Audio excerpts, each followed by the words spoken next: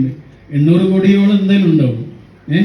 ഈ 800 കോടി മനുഷ്യന്മാരിൽ നിന്ന് നമ്മുടെ ജീവിതത്തിലേക്ക് ഈശ്വരൻ പഠിച്ചോ തന്നിട്ടുള്ള ഒരു 4-5 മനുഷ്യന്മാരാണ് അല്ലേ? ആ മനുഷ്യൻ അല്ലെങ്കിൽ ആ മനുഷ്യന്മാര് നമ്മുടെ മനസ്സിൽ ഏറ്റവും പ്രാധാന്യമുള്ള ആളുകളായി മാറുക എന്നുള്ളതാണ് വീടിന്റെ മൊത്തം ആ ഒരു ഡിസൈനിനെ ബാധിക്കുന്ന കാര്യം. ഒരമ്മ ഇങ്ങനെ ആ അമ്മയുടെ കുട്ടിയെ തോളിൽ ഇട്ടിട്ട് ഭിക്ഷ യാചിച്ചുകൊണ്ട് നടക്കുക, ഭിക്ഷക്കാരിയ. അങ്ങനെ നടക്കുന്നതിനിടയിൽ അവരുടെ വഴിയിൽ ഒരു ഗുഹ, ഒരു വലിയ ഗുഹ. ആ ഗുഹയുടെ മുന്നിൽ ഒരു സെക്യൂരിറ്റി ഇരിക്കുന്നുണ്ട്. അയാൾ പറഞ്ഞു ഈ അമ്മയോട്, അമ്മ നിങ്ങൾക്ക് ഇതിനകത്തേക്ക് കയറിയിട്ട് എന്ത് വേണമെങ്കിലും എടുക്കാം, കാരണം അതിൻ്റെ ഉള്ളിൽ നിറയെ സ്വർണവും വെള്ളിയും വജ്രവും ഒക്കെയാണ്, പൈസയൊക്കെയാണ്. അമ്മയോട് പറഞ്ഞു നിങ്ങൾക്ക് എത്ര വേണമെങ്കിലും എടുക്കാം, അതിൻ്റെ ഉള്ളിൽ കയറിയിട്ട് എടുത്തോളൂ. പക്ഷെ ഒരു പ്രശ്നമുണ്ട്, 2 മിനിറ്റ് 2 മിനിറ്റിലേറെ അതിനകത്ത് നിൽക്കാൻ പറ്റില്ല. 2 മിനിറ്റ് നിങ്ങൾക്ക് എത്ര എടുക്കാൻ പറ്റുമോ അത്ര എടുത്തോളൂ. 2 മിനിറ്റ് കഴിഞ്ഞാൽ ഒരു ബെല്ലടിക്കും.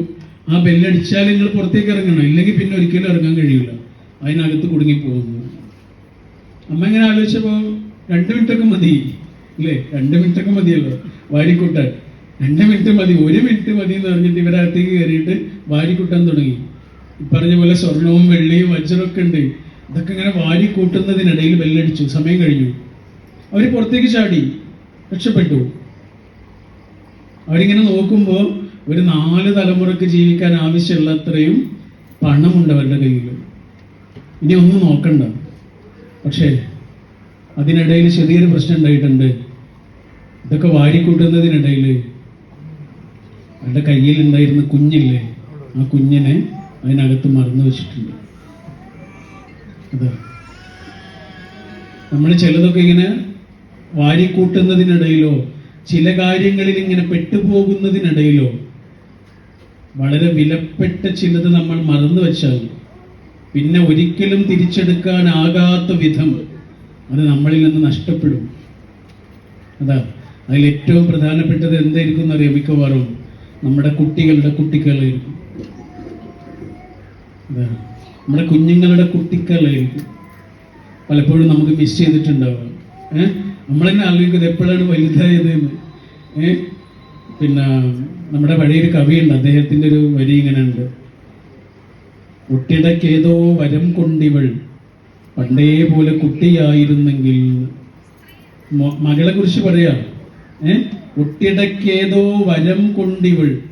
എൻ്റെ കുഞ്ഞിന് എന്തെങ്കിലും ഒരു വരം കിട്ടിയിട്ട് പഴയ എൻ്റെ ആ കുട്ടി ആയിരുന്നെങ്കിൽ എത്ര നന്നായിരുന്നു എന്ന് ആലോചിക്കാത്ത ഒരു പേരന്റ് ഉണ്ടാവില്ല, ഒരു രക്ഷിതാവ് ഉണ്ടാവില്ല. കാരണം കുട്ടികൾ വളരുന്നത് നമ്മളെ സംബന്ധിച്ചിടത്തോളം സങ്കടം കൂടിയാണ്. അപ്പൊ നമ്മൾ ഏറ്റവും മിസ് ചെയ്യുന്നൊരു കാര്യം അതായിരിക്കും ശരിക്കും പറഞ്ഞാൽ.